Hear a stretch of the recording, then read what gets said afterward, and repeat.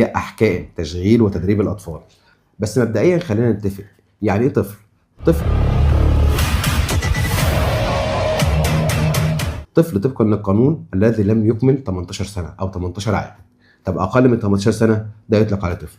طب عايز اشغل طفل، في الحاله دي لازم يكون سنه كام؟ قال لك من سن ال 15.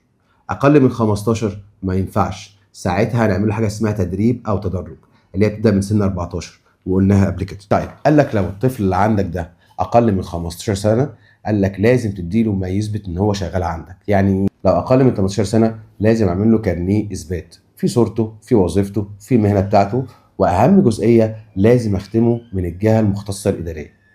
هل ده كل حاجه؟ لا.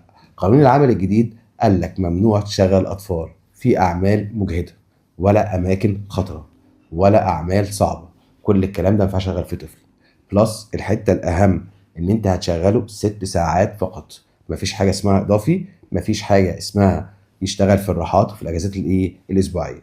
والحته دي كانت موجوده سابقا في قانون رقم 12 لسنه 2003.